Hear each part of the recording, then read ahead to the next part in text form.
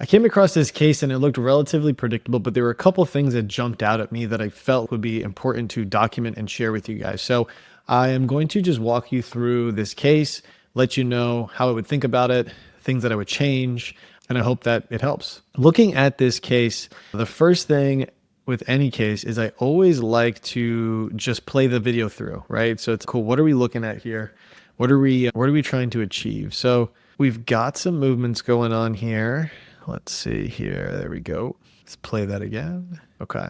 So when I played that through, there was nothing that jumped out at me in terms of what is unpredictable or difficult to pull off. And so looking at it again from the different views here, we can see, awesome. So we're primarily focusing most of the movements in the anterior. I like that. We're looking to resolve the crowding. And that's the maxillary. This is the very nice. Cool. So everything here looks relatively predictable. So the first thing that I like to tell doctors to do with patients is the chief complaint. What are we trying to resolve? What is the actual goal that we are trying to achieve? Because if you don't know what that is, you are going to struggle in the sense of actually being able to come up with a solution for the patient. So for this patient, the chief complaint was to resolve the crowding, right? And so when you're looking at this case, if we're starting here, we've got the crowding on the mandibular, and then we've got the crowding on the occlusal, and then we've got this deep bite here that we're also trying to correct, okay? And you can see there's not really that much clearance. So if we can resolve that too, that would be good, because the biggest thing that we don't want to do, or that we've seen has happened now in this case, we've got tooth wear. So a lot of contact here that has happened in the anteriors, and there's been tooth wear. That tooth has chipped off and broken down over time. So it makes sense that this is something that we would want to correct. So just looking at this here, knowing that this is something that can be improved, and that's the goal. We want to get everything into alignment to be able to balance out the forces so that this patient can have a healthier mouth. All right, so how do we do that?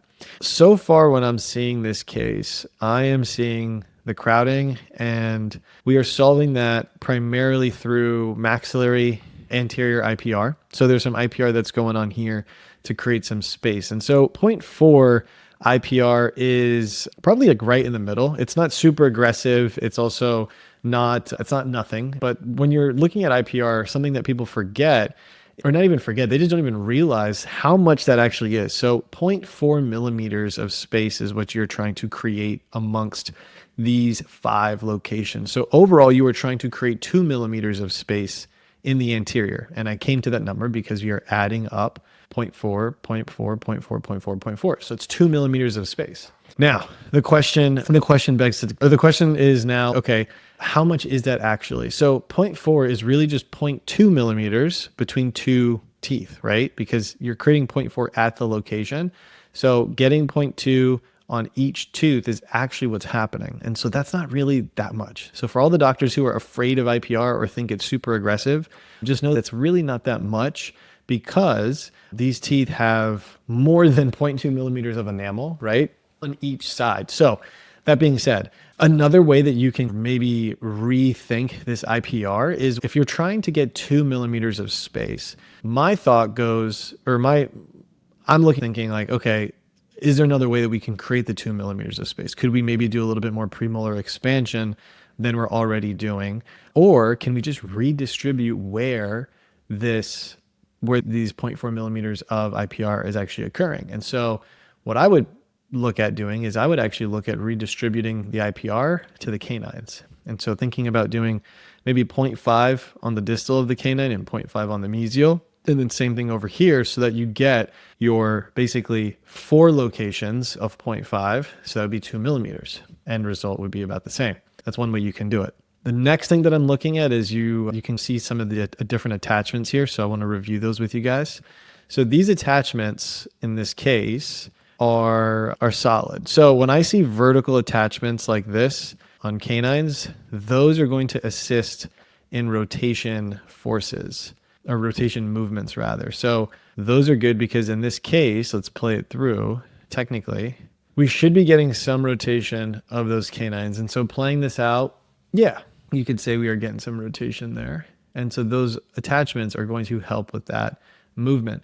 The next set of attachments that you can see here are these horizontal attachments on the premolars. And so when I see horizontal beveled attachments to the occlusal like this, that to me is an anchorage attachment. So this is actually, these attachments, the primary reason why they're there is so that when the trays are placed onto the teeth, they're actually being held on and anchored by those attachments. It helps make them fit even better. Again, different aligner companies have different trim lines. Some are scalloped, some are straight lined. I believe for this case and this brand, this is SureSmile. So they can do either, but they primarily, I believe, do straight line. And that for them, they claim that it helps with being able to distribute force on these teeth in more concentrated areas. So that's the attachments there. Down here, it looks like, so these are bite ramps, or that's the goal of bite ramps. They go on, it looks like, as attachments with SureSmile. And so the point of bite ramps is so that the teeth come together, or rather the mandibular anterior teeth make contact with the bite ramps, so that while the patient's going through treatment, not a lot of force is going on to those molars, which could cause passive intrusion over time, which can lead to posterior open bites. Down in the mandibular arch, you have got a different series of attachments. Some are similar to the maxillary arch, but let's see here. We've got some, looks like vertical attachments. This is a universal beveled rectangular attachment. And this is also a universal beveled rectangular attachment. Same here. So what I would do is I would actually recommend moving or changing these two verticals on the canines. Cool. So we're tipping this tooth out, and then we are also trying to rotate it. It's not the worst attachment, but a vertical would probably assist in getting that rotation a little bit better. Let's see. You have got these attachments here that are helping with anchorage.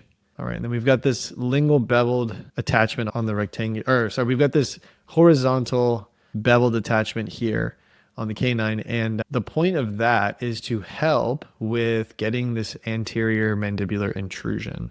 And so we like to see it on both canines. I'm not sure why this attachment is over here. So that is something that we need to put in a request to have changed, because what happens is when you get that lingual attachment on the canines, whenever you're trying to do anterior intrusion, it acts as a way to help supplement that force to drive those canines down and be able to act also as a place for anchorage there to get the movement of the mandibular anteriors to actually drive down into the bone. Okay, now looking at the occlusion. So something that's jumping out at me is, was this case even mounted correctly to begin with? Because this is at the beginning of the case and it's showing that there is no contact on this molar at all. Again, we've got this contact here in the anterior, and over time, I'm sure that has significantly worn this tooth down.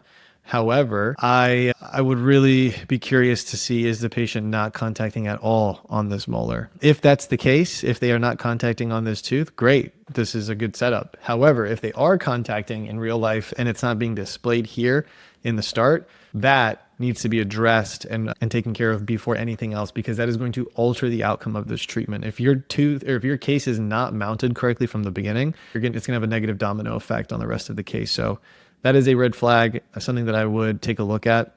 Again, this is a case that a doctor sent to us in our case review portal. This is how we support dentists. We have an online course where we teach them how to do clear aligners, how to get started with cases, everything on the clinical side to the case acceptance and workflow side. We also do case reviews for them as well. If this is something that you guys are interested in, just check out the description below. We have info on that. If you want one of our free trainings, we also have those in the description below. But I will say, if watching case reviews and getting some clear aligner education is important to you, and something that you're interested in, we actually go over more concepts much deeper than this in the video right here. So check it out. I'll see you over there. Thanks.